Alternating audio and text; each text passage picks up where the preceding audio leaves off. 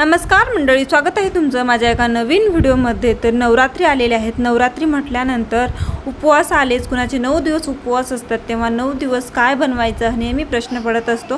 तेव्हा तुम्ही ही रेसिपी नक्की ट्राय करा आणि ही एकदा बनवून ठेवल्यानंतर 9 दिवस तुम्ही आरामात खाऊ शकताय। खरं सांगतेय, हे वडे एकदा बनवा आणि 9 दिवस आरामात खा। चला तर मग कसं बनवायचं त्या व्हिडिओमध्ये सांगणार आहे। रेसिपीला स्टार्ट करते। तर इथे मी शाबू वगैरे भिजत टाकलेला नाहीये आणि बटाटे सुद्धा उकडलेले नाहीयेत। शाबू भिजत न टाकता, बटाटे न उकडता आपल्याला हे बनवून घ्यायचं आहे। तर पहिल्यांदा बटाट्याचं साल काढून घेतलेले आहेत। हे बटाटे कच्चे आहेत, त्याला उकडून वगैरे मी घेतलेले नाहीये। तर कच्चे बटाट्याचे आपल्याला साल काढून घ्यायचं आहे आणि आपल्याला ते धुवून घ्यायचे आहेत। त्याच्यानंतर आपल्याला ते खिसून घ्यायचे आहेत। पाहू शकताय, मी अगदी छोट्या साईजच्या खिसणीने खिसून घेतेय।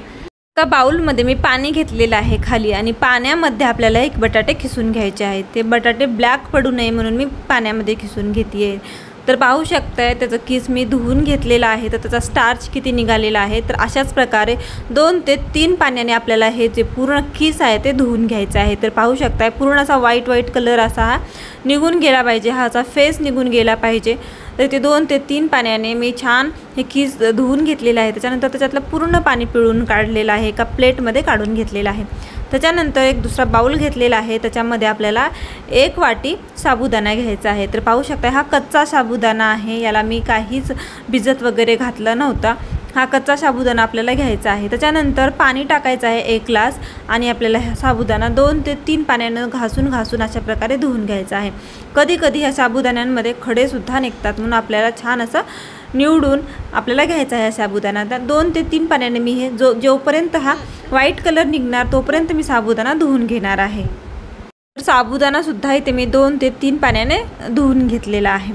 त्याच्यानंतर तो किस आपल्याला मी तर पातेल्यामध्ये काढून घेते, तुम्ही एका कोणत्याही बाउलमध्ये काढून घेऊ शकता किंवा प्लेटमध्ये सुद्धा काढून घेऊ शकता। तो किस मी इथे काढून घेते। त्या किसमध्ये आपल्याला आपण धुवून ठेवलेला साबुदाणा टाकायचा आहे। त्या साबुदाण्यामध्ये सुद्धा बिलकुल पाणी नाही आहे, पूर्ण पाणी काढून मी साबुदाणा छान धुवून घेतलेला होता। तर पाहू शकताय, त्याच्यानंतर आपल्याला हे साबुदाणा आणि किस जे आहे मिक्स करून घ्यायचं आहे। तर अशा प्रकारे मी छान मिक्स करून घेते, पाहू शकताय। आणि आपल्याला छान अशा प्रकारे सगळा मिक्स झाला पाहिजे। किस शक्यतो असा चिटकून असतो, पटकन मिक्स होत नाही। तर आपल्याला हातावर चोळून छान अशा प्रकारे साबुदाण्यामध्ये मिक्स करून घ्यायचं आहे। तर इथे मी छान असा किस साबुदाण्यामध्ये मिक्स करून घेतलेला आहे। आता आपल्याला ह्याच्यामध्ये टाकायचे आहेत शेंगदाणे आणि मस्त मिरची। तर त्याच्यासाठी मी इथे शेंगदाणे भाजून घेतले होते। तर 1 वाटी शेंगदाणे भाजले, त्याच्यातले मी थोडेसे ह्याच्यामध्ये टाकणार आहे आणि थोड्या शेंगदाण्याची चटणी करून घेणार आहे। तर पाहू शकताय, मी इथे मिक्सरच्या भांड्यामध्ये शेंगदाणे टाकून घेतलेले आहेत। तुम्हाला किती तिखट पाहिजे त्याच्यानुसार तुम्ही मिरची टाकून घ्या आणि 1 चमचा आपल्याला इथे जिरे टाकून घ्यायचे आहेत। आता मिक्सरला फिरवून घेऊयात आपण आणि छान कूट करून घेऊयात। आता ते कूट आपल्याला जे आहे ह्याच्यामध्ये टाकून घ्यायचं आहे, खिसमध्ये आणि साबुदाण्यामध्ये। तर पाहू शकता, इथे खिसमध्ये आणि साबुदाण्यामध्ये टाकल्यानंतर मी चवीप्रमाणे मीठ टाकलेलं आहे। तुम्ही उपवासाचं मीठसुद्धा टाकू शकता इथे। तर त्याच्यानंतर टाकायचं आहे आपल्याला छान असं लिंबू। तर तुम्ही इथे दही नका टाकू, कारण दही टाकल्यानंतर पाणी सोडतं आणि मग त्याचं बाइंडिंग होणार नाही, म्हणून इथे मी लिंबू टाकलेला आहे। तर लिंबू टाका, लिंबाने चव खूप छान येते वड्यांची। त्याच्यानंतर इथे मी घेतलेलं आहे वरईचं पीठ, भगर जे असतं ना, त्या भगर आपल्याला थोडंसं मिक्सरला फिरवून घ्यायचं आहे आणि त्याचं छान असं पीठ करून घ्यायचं आहे। इथे 2 ते 3 चमचे तुम्ही टाकून घेऊ शकता। जास्त भगरचं पीठ टाकू नका, नाही तर मग तेच फ्लेवर येतो। फक्त 2 ते 3 चमचे जास्तीत जास्त, फक्त बाइंडिंगसाठी आपल्याला पाहिजे। आता हे पूर्ण अशा प्रकारे मिक्स करून घ्यायचं आपल्याला। छान असं मिक्स झालं पाहिजे। शेंगदाण्याचं कूट, मस्त आपण लिंबू टाकलं होतं आणि छान असं भगरचं पीठ, पाहू शकता एकदम छान असं बाइंडिंग तयार झालेलं आहे। आता आपल्याला ह्याचे वडे तयार करून घ्यायचे। तर पटापटा मी वडे तयार करून घेते आणि एकदम छान बाइंडिंग आलेलं आहे। एकदम असं पातळ झालेलं नाही आहे किंवा घट्ट झालेलं नाही आहे, बिलकुल चिरा वगैरे पडत नाहीत, एकदम छान असे वडे आपले तयार होत आहेत। तर पटापट आपल्याला ह्याचे वडे बनवून घ्यायचे। जास्त काही वेळ लागत नाही वडे बनवायला, पटापट होतात। तर भरपूर सारे मी इथे वडे बनवून घेतलेले आहेत, पाहू शकताय। तर 1च वाटी मी साबुदाणा यूज केलेला आहे आणि मी इथे 2च बटाटे टाकले आहेत। तर इथे मी 12 वडे तयार करून घेतलेले आहेत। तर पाहू शकताय, मस्त असे मोठे मोठे आहेत, काही छोटे पण नाही आहेत हे वडे। तर अशा प्रकारे मी पटापट असे वडे बनवून घेणार आहे।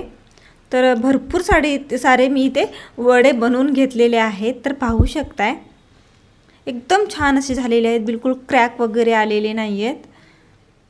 आता आपल्याला स्टीम करून घ्यायचं ह्या वड्यांना. तर स्टीम करण्यासाठी इथे घेतलेलं आहे मी इडली पात्र. इडली पात्राला आपल्याला तेल लावून घ्यायचं आहे, म्हणजे जे वडे आहेत त्याला चिटकू नये म्हणून मी ते थोडंसं तेल लावून घेते. जास्त काही लावायचं नाही आपल्याला, ग्रीस करून फक्त आपल्याला अशा प्रकारे पुसून घ्यायचं आहे. त्याच्यानंतर आपल्याला आता वडे ठेवायचे आहेत. तर एका अशा ह्याच्यामध्ये मी इडली पात्रामध्ये मी अशा प्रकारे वडे ठेवणार आहे. तर इथे माझ्याकडे 12 वडे झालेले आहेत. तर इथे 3 मी प्लेट घेतलेले आहेत इडलीचे, त्याच्यामध्ये मी ठेवून घेणार आहे. तर पाहू शकता पटापट आपल्याला सगळ्या ह्याच्यामध्ये पात्रांमध्ये आपल्याला हे वडे ठेवून घ्यायचे आहेत. तर सगळ्या प्लेटमध्ये मी वडे ठेवून घेतलेले आहेत, पाहू शकताय तुम्ही. आता आपल्याला स्टीम करायचं आहे, त्याच्यासाठी आपल्याला घ्यायचं आहे इडलीचं भांडं. त्याच्यामध्ये आपल्याला 1.5 ग्लास त्याच्या बेसला पाणी घालून घ्यायचं आहे. तर पाहू शकताय 1.5 ग्लास पाणी घातलेलं आहे. त्याच्यानंतर आपल्याला ठेवायचं आहे अशा प्रकारे इडलीचे पात्र. पाहू शकताय मी अशा प्रकारे ठेवून घेत आहे. आणि आपल्याला आता ह्याला स्टीम करून घ्यायचं आहे. तर आपल्याला आता झाकण झाकायचं आहे. मी 10 ते 15 मिनटं ह्याला स्टीम करून घेतलेलं आहे. तर गॅस लावून घेते आणि इडली पात्र गॅसवर चढवते. आता 10 मिनिटं तरी आपल्याला ह्याला छान वाफवून घ्यायचं आहे. तिकडे छान वाफते तोपर्यंत चटणी तयार करून घेऊयात. तर त्याच मिक्सरच्या भांड्यामध्ये मी इथे शेंगदाणे टाकलेले आहेत. मिरची टाकायची तुमच्या आवडीनुसार कमी जास्त करू शकता. त्याच्यानंतर आपल्याला जिरे टाकून घ्यायचे आहेत 1 चमचा. आणि मस्त चवीसाठी मी इथे लिंबू टाकून घेते.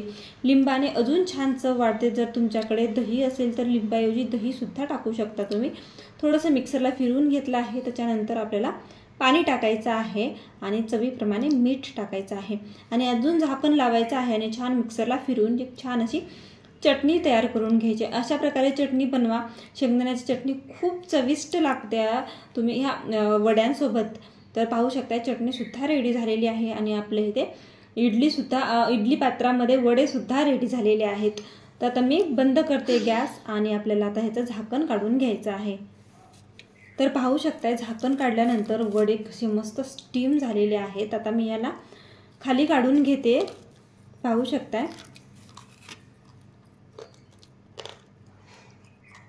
मस्त असे वाफल्या गेलेले आहेत वडे. आता मी खाली काढून घेतलेले आहेत. आता बिलकुल चिकटले वगैरे नाही आहेत कारण आपण तेल लावून घेतल्या होत्या. पाहू शकता लगेचच्या लगेच निघतायत. तर आता मी पूर्ण वडे जे आहेत एका बाउलमध्ये काढून घेणार आहे. आता हे वडे अशा प्रकारे पटापट एका बाउलमध्ये काढते. तर इथे सगळे वडे एका बाउलमध्ये काढून घेतलेले आहेत. तर पाहू शकताय हे वडे तुम्ही 8 ते 10 दिवस स्टोअर करून ठेवू शकता. फ्रीजमध्ये बंद डब्यामध्ये आपल्याला स्टोअर करायचे आहेत आणि जेव्हा पाहिजे तेव्हा तुम्ही काढून तळू शकता आणि मस्त चटणीसोबत एन्जॉय करू शकता. हे वडे तुम्ही 8 ते 10 दिवस टिकवून छान स्टोअर करून ठेवू शकता. तर पाहू शकताय मस्त असे वडे तयार झालेले आहेत. 9 दिवस जर तुम्हाला उपवास असेल तर अशा प्रकारे वडे तुम्ही एकदाच बनवून छान असं फ्रीजमध्ये स्टोअर करून जेव्हा पाहिजे तेव्हा तळायचं आणि मस्त तुमचे साबुदाणा वडे रेडी आहेत.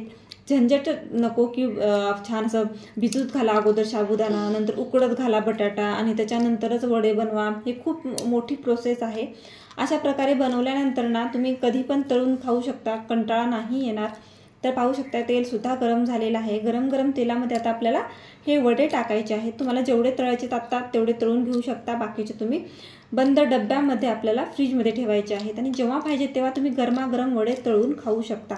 1 ते 2 मिनिटात हे वडे रेडी होतात. तर पाहू शकता आता छान दोन्ही साईडने मी वडे तळून घेणार आहे कुरकुरीत कलर येईपर्यंत. किती मस्त असे वडे तयार झालेले आहेत पाहू शकताय तुम्ही.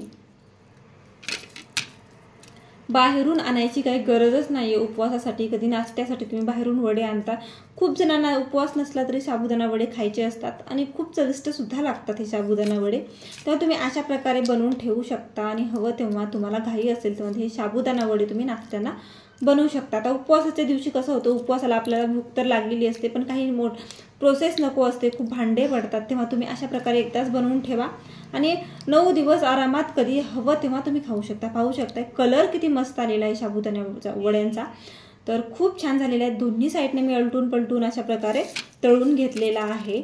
आता आपल्याला बाहेर काढायचं आहे. बिलकुल तेलकट वगैरे होणार नाही, तेल पिणार नाही आहेत, एकदम कुरकुरीत आणि आतून असे सॉफ्ट असे हे आपले वडे होणार आहेत। पाहू शकता, मला तर खूप आवडले। आता एका टिश्यू पेपरवर आपल्याला हे काढून घ्यायचे पूर्ण वडे।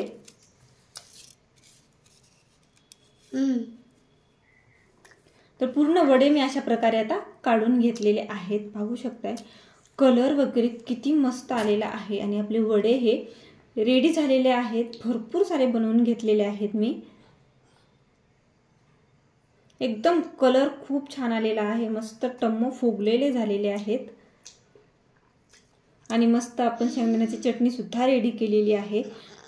आतमध्ये सुद्धा छान असे तळल्या गेलेले आहेत। तुम्हाला एक फोडून दाखवते, पाहू शकताय तुम्ही एकदम मस्त असे फुगल्या गेलेले आहेत आणि मस्त शेंगदाण्याच्या चटणी सोबत तुम्ही हे वडे 2 मिनिटात बनवून सर्व करू शकता पाहुण्यांना आलेल्या। तर नक्की ट्राय करा। व्हिडिओ आवडला असेल तर माझ्या चॅनलला लाईक शेअर आणि सबस्क्राइब करा। आवडला असेल तर सबस्क्राइब करा प्लीज आणि भेटूया नवीन व्हिडिओमध्ये। तोपर्यंत माझ्या व्हिडिओला लाईक शेअर आणि सबस्क्राइब करा। तुमच्या फ्रेंडला सुद्धा माझा हा व्हिडिओ शेअर करा आणि प्लीज माझ्या चॅनलला सबस्क्राइब करा। बाय बाय, भेटूया नवीन व्हिडिओमध्ये।